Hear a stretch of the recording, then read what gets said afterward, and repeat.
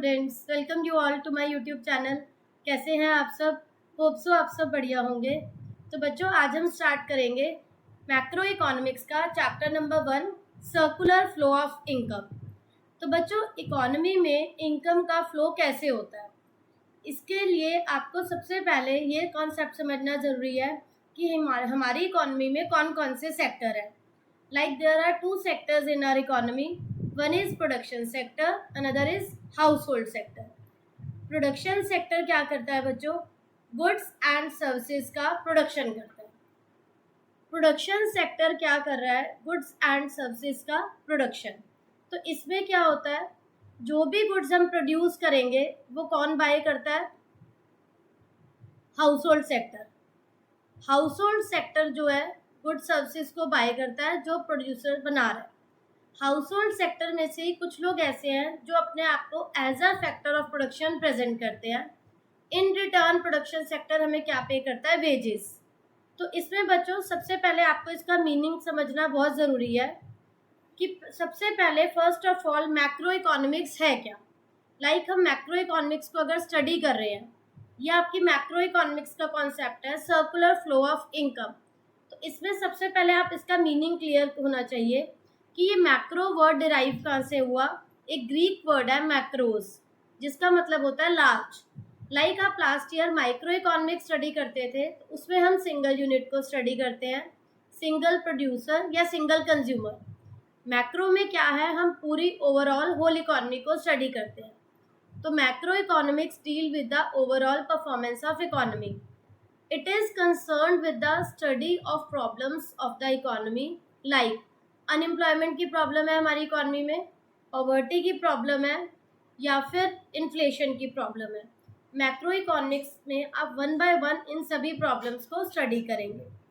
तो macro economics वो part है इकोनॉमिक थ्योरी का जिसमें आप इकोनॉमी को एज अ होल स्टडी करते हैं। पूरी इकोनॉमी को हम स्टडी करते हैं, सिंगल इंडिविजुअल या सिंगल कंज्यूमर को स्टडी नहीं करेंगे। फॉर एग्जाम्पल, इसके अंदर आता है एग्रीगेट कंजप्शन, कि आप टोटल कंजप्शन को स्टडी करते हैं, टोटल प्रोडक्शन को स्टडी करोगे, टोटल डिमांड, एग्रीगेट सप्लाई, ये सभी कंसेप्ट हम इसमें देखेंगे। तो इसमें जो है आपको ये सभी कंसेप्ट वन बाय वन जो है मैं आपको एक्सप्लेन करूंगी।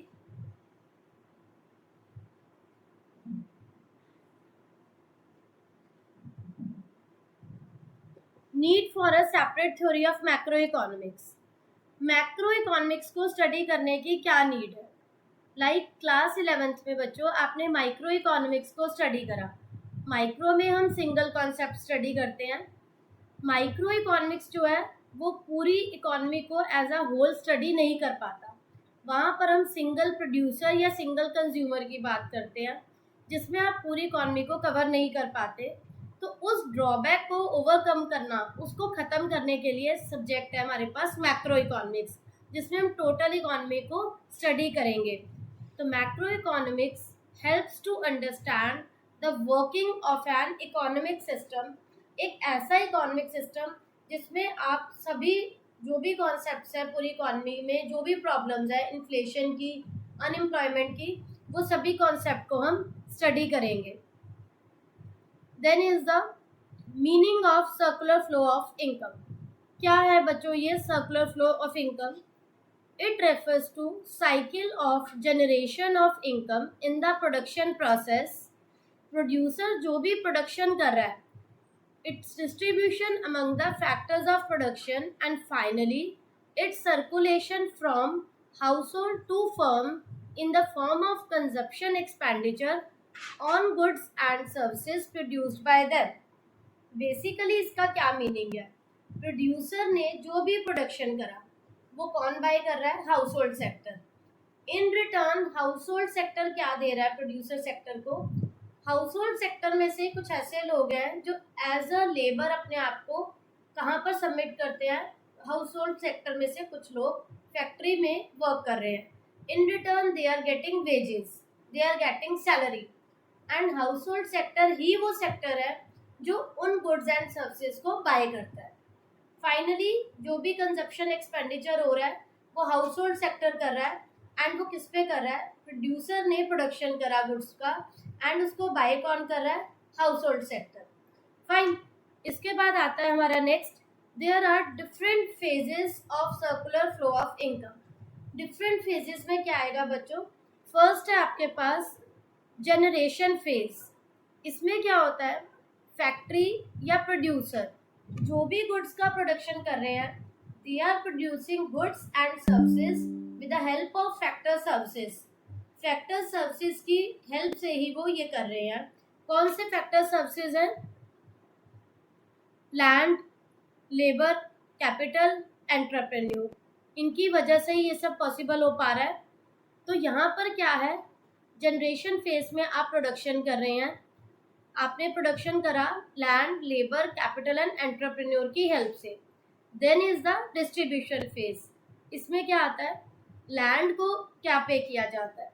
अगर आपकी अपनी लैंड है आप कुछ नहीं पे करेंगे, एंड अगर वो लैंड आपने रेंट पे ली है तो उस पर हम रेंट पे करते हैं। इसी टाइप से वर्कर्स को आप वेजेस देते हो।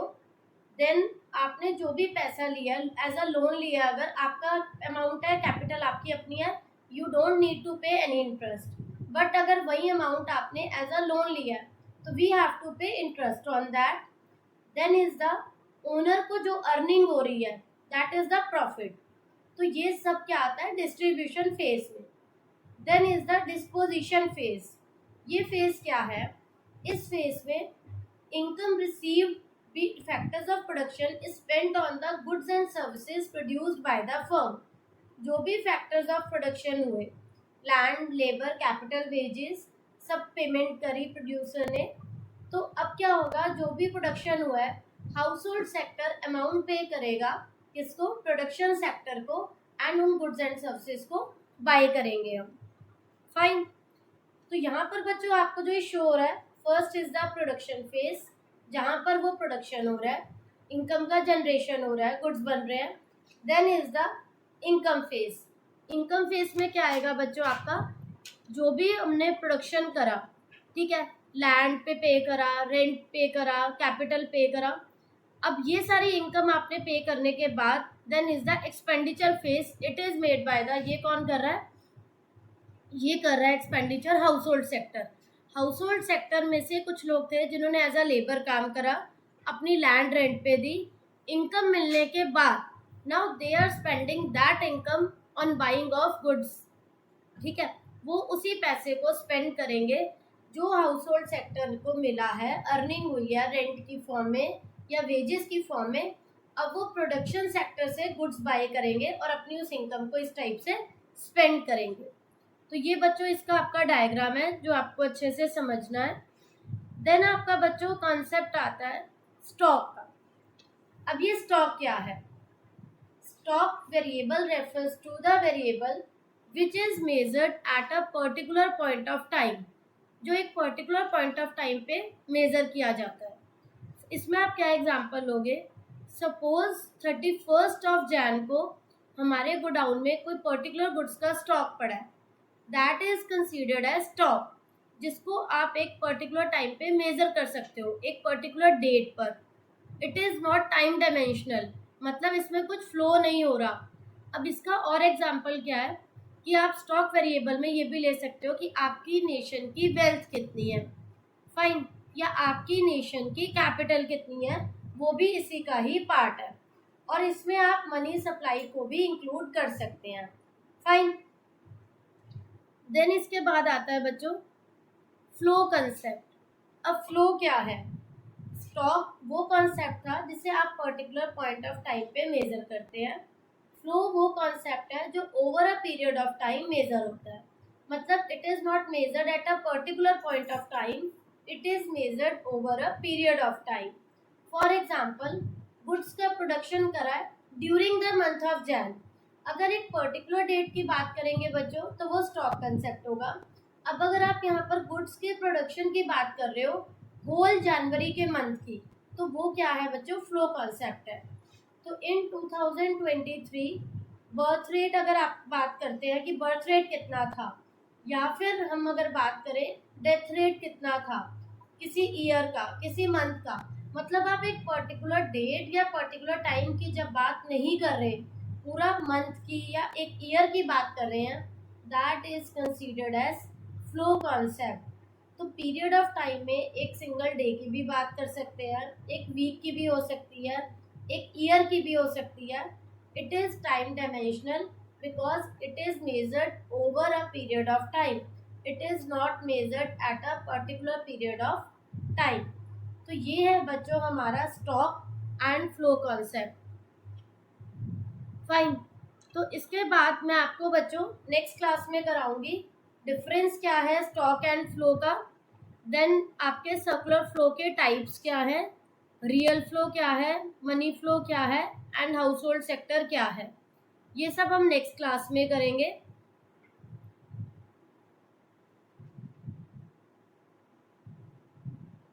तो अभी आपने करा ये topic stock and flow concept.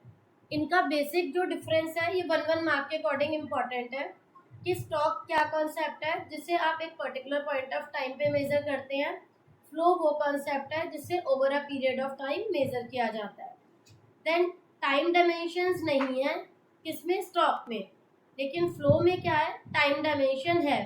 Stock की नेचर क्या है, it is a static concept, जबकि फ्लो क्या है, it goes on changing and the concept which goes on changing which never remain same that is a dynamic concept.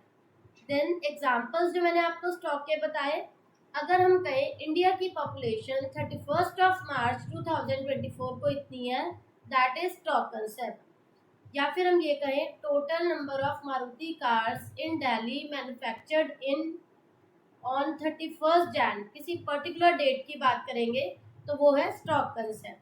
अब अगर मैं कहूँ Maruti cars manufactured during Jan या ड्यूरिंग फैब, एक whole month की बात करें या होल ईयर की बात करें, that is a flow concept. या number of birth rate during 2023, तो जब आप एक ईयर या मंथ की बात करते हैं दैट इज फ्लो कॉन्सेप्ट। तो होप सो बच्चों आप सबको ये टॉपिक्स क्लियर हो गए होंगे, कोई डाउट नहीं होगा।